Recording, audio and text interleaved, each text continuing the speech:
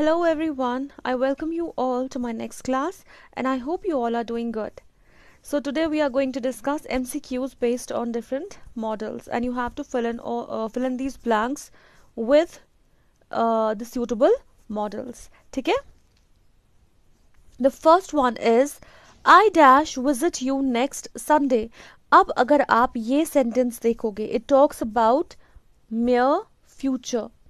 मैंने कल ही आपको बताया था जो सेंटेंस सिर्फ फ्यूचरिटी बताएगा without having any idea of intention और any promise where you don't express any threat और एनीथिंग, जहां सिर्फ फ्यूचर के किसी एक्शन की बात की गई हो, वहां पर आप आई के साथ या फर्स्ट पर्सन प्रोनाउन के साथ, बी इट आई और बी इट वी, आप क्या यूज करते हो? Will. What do you use? Will. तो उसके अकॉर्डिंग यहाँ पे क्या आएगा? I will visit you next Sunday. Next sentence. I dash come even if I am busy. I will come even if I am busy. अब यहाँ पर promise भी express हुआ है और determination भी. Okay? So you can take both into consideration and will be used here. If third one, if you don't mend your behavior, you dash be dismissed. अब इस sentence में ऐसा sentence कभी भी एग्जाम में नहीं आएगा क्योंकि यहाँ पे shall be suitable है और will be suitable है. Because आप यहाँ पे क्या express करते हो? आप यहाँ पे थ्रेट एक्सप्रेस कर रहे हो, isn't it? अब उसमें श्योरिटी है कि नहीं, वी डोंट नो. ठीक है, वहां पर हमें पता नहीं चलेगा until and unless we don't witness that situation, है ना? तो जहां पे सिर्फ सेंटेंस दिया होगा वहां पे हमें नहीं पता चलेगा उस थ्रेट में कितनी श्योरिटी है. सो आप विल भी लिख सकते हो, आप शैल भी लिख सकते हो. अब डिफरेंस ये है कि अगर ऑप्शन में सिर्फ शैल दिया होगा और बाकी तीन ऑप्शंस कोई भी दूसरे मॉडल्स दिए होंगे, अब वहां पर आप सिंपली शल को टिक कर सकते हो. और अगर विल दिया होगा और बाकी तीन ऑप्शंस कुछ और होंगे, वहां पर आप विल पे क्लिक कर सकते हो बिकॉज इट एक्सप्रेसेस थ्रेट. दोनों कभी भी नहीं आएंगे. ठीक है, अगर दोनों ऑप्शंस होंगे तो वो क्वेश्चन ही गलत होगा, या तो फिर बोथ ए बी होगा. अगर दोनों ऑप्शंस होंगे तो C option both A and B होगा. उस केस में आपको ए एंड बी दोनों पे उस ऑप्शन पे क्लिक करना है. Got it?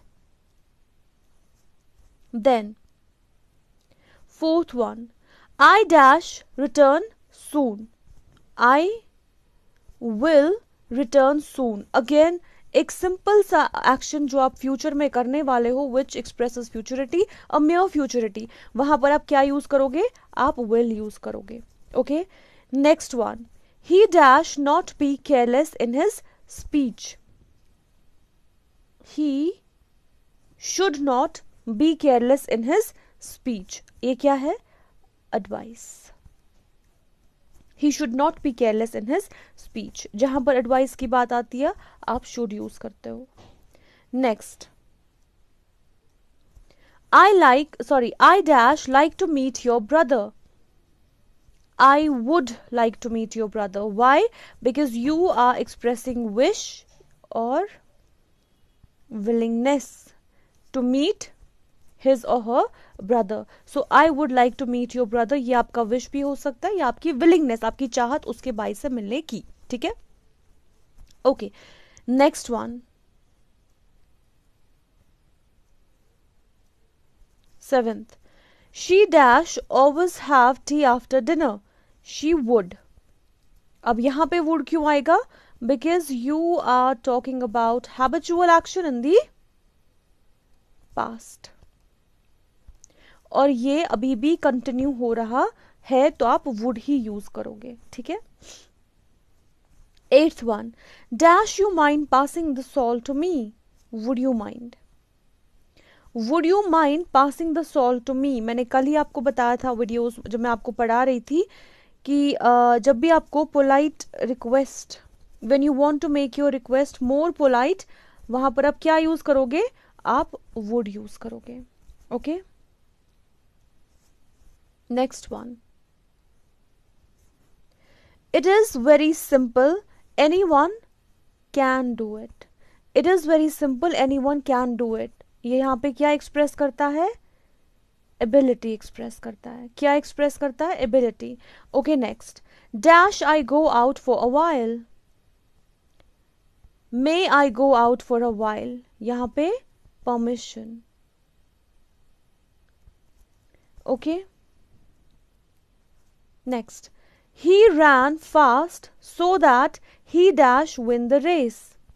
अब यहां पे आप मे भी लिख सकते हो और माइट भी लिख सकते हो, क्योंकि यहां पे पर्पस की बात हो रही है, इजंट इट? उसका पर्पस क्या था? तेज भागने का, ताकि वो रेस विन कर सके।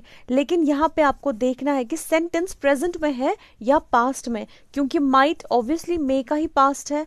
सो अगर सेंटेंस प्रेजेंट में है आप मे यूज करोगे in order to express purpose. But if the sentence is written in past, अगर सेंटेंस को पास्ट में लिखा गया है तो आप क्या यूज करोगे? Might, again in order to express purpose. तो यहां पे सेंटेंस किस में है? पास्ट टेंस में। ही रैन fast so that he might win the race। तो इसमें से कौन सा सही होगा? might win the race। तो अगर ऐसे ही क्वेश्चंस एग्जाम में भी आते हैं, we will do more questions on these models, but यहाँ पे आप एक बात याद रख लो कि अगर ऐसे ही क्वेश्चंस एग्जाम में भी आते हैं जहाँ पे आपको लगेगा कि इसका जो यूजेज है वो तो पर्पस दिखा रहा है, यहाँ पे एक्सप्रेस तो पर्पस ही हो रहा है, लेकिन मे भी होगा ऑप्शंस में और माइट भी होगा ऑप्शंस में, तो आप किसको टिक करोगे? वहां पे आप टेंस कंसिडर करोगे। You will take tense of the sentence into consideration। अगर tense of the sentence present में होगा तो आप present वाला ऑप्शन चुनोगे, अगर sentence का tense किस में होगा? past में होगा तो आप past वाला ऑप्शन चूज करोगे। ठीक है? Hope this lecture is clear. यहाँ पे कोई भी डाउट नहीं होगा किसी भी फिल इन द ब्लैंक को लेके। होगा भी, you can write that in the comment section and I am going to answer each and every question of yours that you know. So take care, अल्लाह हाफिज, बाय बाय।